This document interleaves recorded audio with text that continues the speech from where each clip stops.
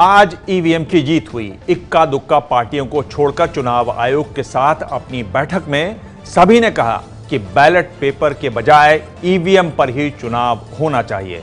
पार्टियों ने व्यवस्था को और पारदर्शी और विश्वसनीय बनाने की मांग भी रखी। दरअसल इस विवाद ने बीएमसी चुनाव के बाद तूल पकड़ा।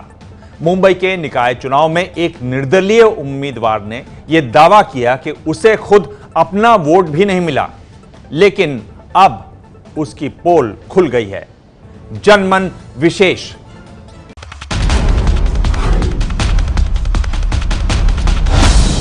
एक मशीन जो तय करती है देश का भविष्य, वही मशीन जिसकी सच्चाई पर 125 करोड़ लोगों के मन में शक का बीज बो दिया गया। ईवीएम मशीन को गलत साबित करने के लिए मुंबई के जिस शख्स का नाम नींव का पत्थर साबित हुआ, ईवीएम विरोधी हर नेता की जो बाइबल बन गया। श्रीकांत एक इंडिपेंडेंट कैंडिडेट है, उसको 0 वोट मिले हैं और वो बेचारा चिल्ला चिल्ला के कह रहा है कि मैंने अपना वोट दिया था, मेरी बीवी ने वोट दिया था, मेरे घर वालों ने वोट दिया था। वो वोट कहां गए? ईवीएम को गलत बताने वाला वो नींव का पत्थर झूठा निकला। ईवीएम को गलत बताने वाला आईना चटाक से टूट गया। आपको इस बात का पछतावा हो रहा है? हो रहा है जरूर, क्योंकि उस समय में थोड़ा कंफ्यूजन में था। ये है श्रीकांत सिरसाट, देश में ईवीएम की कथित गड़बड़ी का सबूत बनने वाला चेहरा।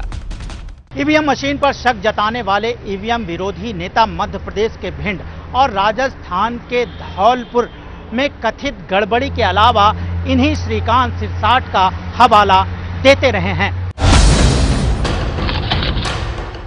जब हम 67 सीटों पे नहीं बोले थे तो हमने नहीं कहा था 67 सीटों पे कि ईवीएम की गड़बड़ है। हमने 282 सीटों पे भी नहीं कहा था कि ईवीएम की गड़बड़ है। हमने आपके हरियाणा जीतने पे भी नहीं कहा था ईवीएम की गड़बड़ है। हमने आपके महाराष्ट्र जीतने पे भी नहीं कहा था। हमने झारखंड जीतने पे भी नहीं कहा था।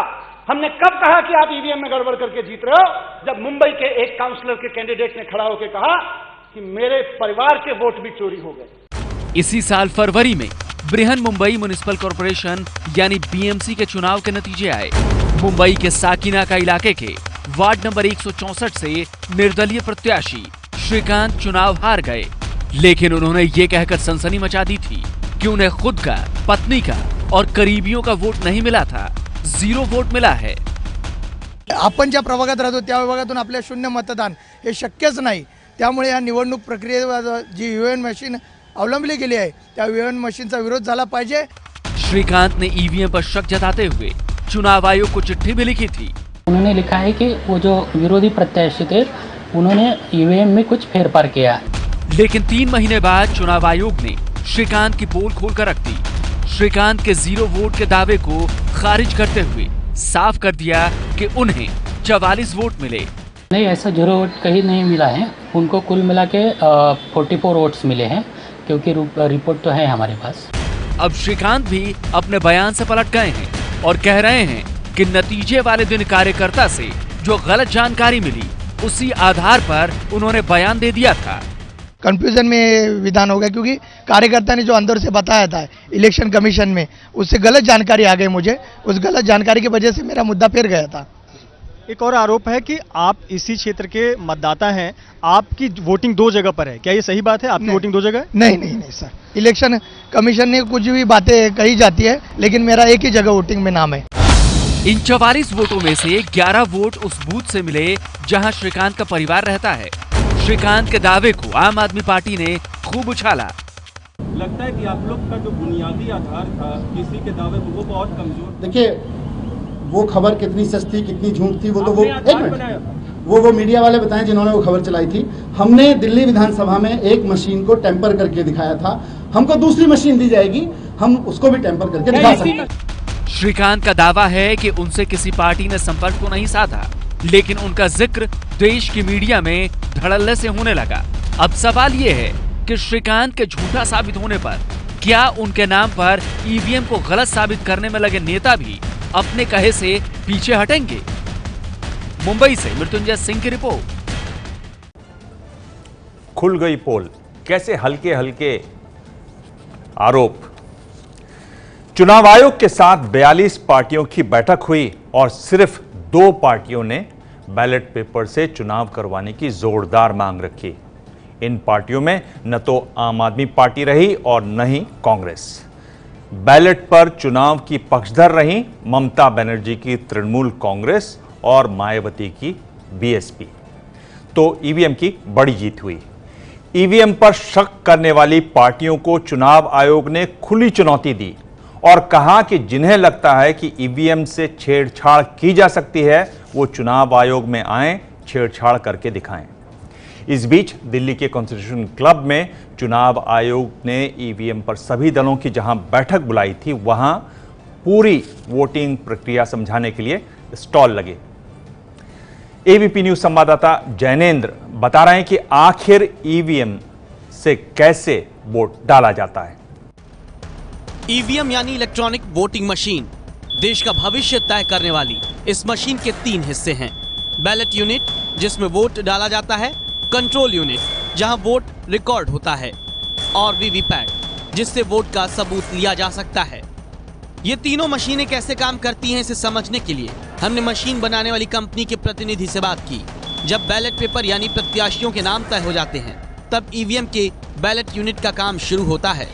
फाइनलाइज होने के बाद ये बैलेट पेपर बैलेट यूनिट में फिक्स करेगा। बैलेट पेपर है, ये बैलेट पेपर है, ठीक है।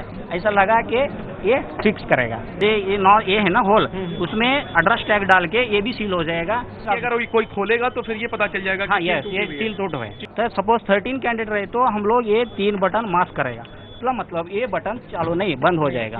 यहाँ पर एक एड्रेस टैग और ऊपर भी एक एड्रेस टैग लगा के ये भी सील हो जाएगा। इसके बाद एक है ये सिक्योरिटी नासिक से एक पिंक सील आया जाएगा। ये इलेक्शन कमीशन ने देता है। ये पिंक सील के ऊपर ऑल पॉलिटिकल पार्टी का सिग्नेचर भी होता है और बेल इंजीनियर और रिटर्निंग अफसर भी साइन रहता है। इसमें ऐसा लगा के हम लोग सील कर देंगे। ईवीएम को खोलने के लिए सील को तोड़ना पड़ेगा। इसके बाद बारी आती है कंट्रोल यूनिट। बैलेट यूनिट में वोट का बटन दबाने का रिकॉर्ड इसी कंट्रोल यूनिट में होता है। इसे छेड़छाड़ से रोकने के लिए क्या इंतजाम किए जाते हैं अब वो देखिए। बैलेट पेपर फिक्स किया बैलेट यूनिट में।